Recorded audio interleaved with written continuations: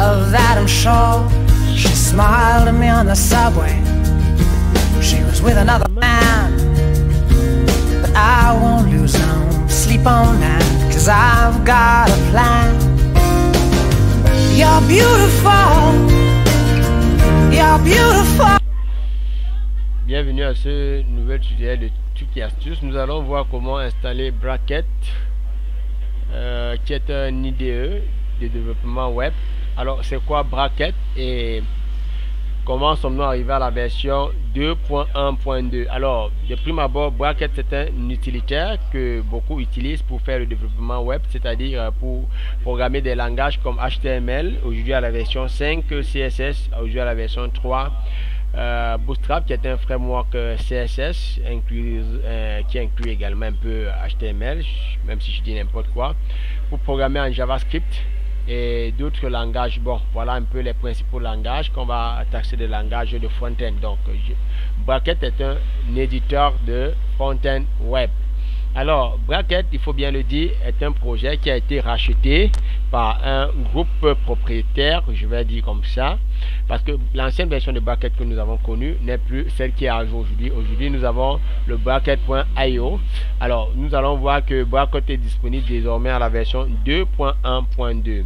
alors il y a eu des versions antérieures, bon ici Oda Download. Oui, là nous allons pouvoir voir d'autres versions de Bracket.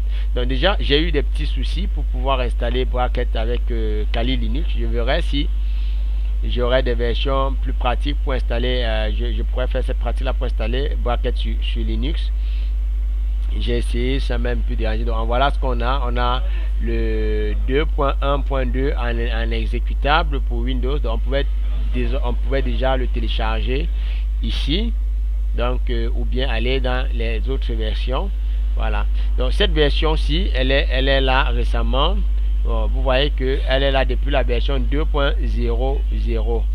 voilà, et on a eu la 2.01, les releases, la 2.11, et aujourd'hui nous allons essayer d'installer la 2.1.2. donc voici ça. Je vais télécharger ici, c'est à peu près 83 mégas, c'est pas long. Ça va aussi une bonne connexion comme moi, ça pourrait aller un peu plus rapidement.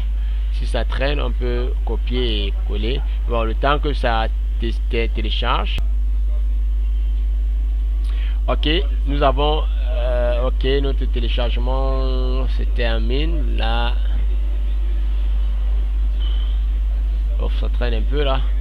Alors nous allons installer Bracket et montrer un peu quelle est son utilité. Alors voilà Bracket, déjà même le logo du setup a changé. On va exécuter Bracket sur notre machine. On va l'exécuter, voir comment ça répond. Je vous le conseille vivement. Beaucoup ont conseillé Sublime Text. Beaucoup ont conseillé Sublime Text et beaucoup essaient de travailler aujourd'hui sur l'environnement Visual Studio Code. Mais néanmoins, chacun aura sa particularité. Avec des extensions, Bracket aujourd'hui permet de prendre des extensions pour beaucoup de langages de programmation. Donc Bracket c'est l'idéal. Bon, vous savez que Bracket est déjà installé chez nous ici là. On va mettre réparer. Ok, voilà. Visual Studio Code est bien, mais pour ce qui concerne le front-end développement, le front-end web development, je pense que pour ceux qui ont eu l'occasion de travailler avec Bracket, ils ont un petit souci parce que avec Visual Studio Code, il faut installer plusieurs extensions, y compris même Bracket quelquefois, certaines fonctionnalités de Bracket, pour pouvoir être aussi à l'aise. Alors qu'avec Bracket, déjà, on a la coloration syntaxique qui est automatique. Bien entendu avec Sublime Text et Visual Studio Code. Donc je n'ai pas pris la peine de lancer tous les éditeurs de code ici pour pouvoir les comparer, mais je vous assure que Bracket est l'idéal en ce qui concerne le front-end développement web, du moins pour moi. Alors là il y a également la possibilité de saisir, d'anticiper sur les frappes qu'on a avec Bracket. On a également la possibilité, une des possibilités que j'ai beaucoup aimé, c'est le fait de pouvoir faire survoler l'image qui est attachée peut-être à un background ou bien qui est attachée peut-être à une page quand vous suivez le dessus, quand vous êtes en train de travailler dans le CSS et même quand vous êtes en train de travailler dans le HTML. Donc voilà une particularité des Bracket qui n'est vraiment pas à négliger. Donc si je t'aime de taper ici la Visual Studio Code, on va lancer un petit regard sur Visual Studio Code.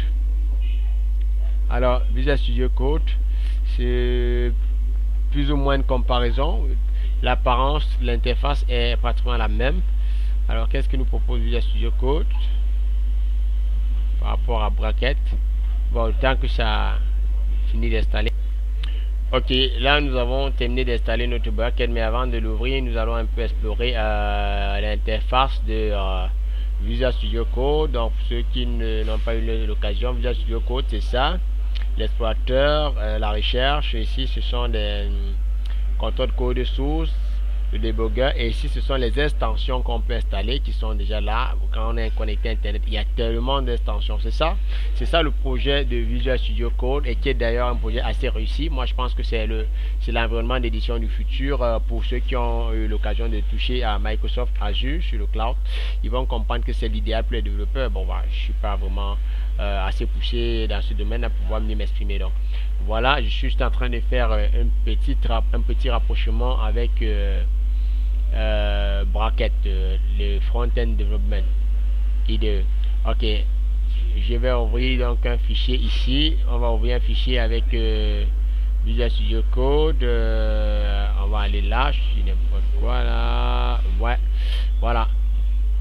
Ouvrons un peu ce fichier. On va ouvrir ce fichier. Index, ok. Voilà, on va sur notre environnement, on va fermer ça. Donc, on va sur la présentation de Visual Studio Code. Donc, j'essaie juste de montrer que déjà pour le front-end web development, comme IDE, là, vous voyez que avec Visual Studio Code, il faut revenir jusqu'ici pour voir les lignes qui ont débordé. Donc, ça ne se limite pas. Cette interface-ci, ça nous permet de voir, c'est bon. Donc, je ne me trouve pas vraiment dans ce code pour pouvoir voir où est-ce que j'ai des images, pour pouvoir mettre dans les ex que je parlais en ce qui concerne l'apparition des images au survol. Voilà. Voilà, je pourrais ouvrir notre fichier. Celui-ci, on pourrait ouvrir ici dans Carcial. On va ouvrir ça. Voilà. Voilà, on peut ouvrir là. Voilà, pour les couleurs. Voilà, c'est une spécialité de Visual Studio Code qui n'est pas mauvais, qui est très bien. Donc maintenant nous allons revenir. Moi je suis pas à l'aise avec ça. On va revenir avec Bracket. Voir ce que Bracket nous propose. Bracket est déjà installé. Alors tout comme Visual Studio Code, nous allons lancer Bracket et ouvrir également un fichier. On a la possibilité de changer de thème, de changer de coloration, de changer l'apparence. Donc là, le thème, c'est pareil que sur Visual Studio Code. Ici, là, on a la possibilité de faire le live preview. C'est une des nouvelles fonctionnalités de team de Bracket. Voilà. Et ici, Extension Manager également, on peut gérer les extensions avec Bracket. Donc, on peut soit nous-mêmes télécharger des extensions et les glisser là, tout comme on peut également et télécharger en ligne directement. Voilà, ici là c'est ok. Donc on a la possibilité d'inclure aussi du PHP là pour le développement dans notre IDE Bracket. Alors essayons d'ouvrir un fichier avec Bracket, le même fichier ici, Carcial, dans le projet Carcial ici. Ouvrons un peu ça. Voilà, ouf, superbe, superbe. Rien que du bon. Donc on n'a pas cette petite extension là que Visual Studio Code a, et également que Sublime Text a.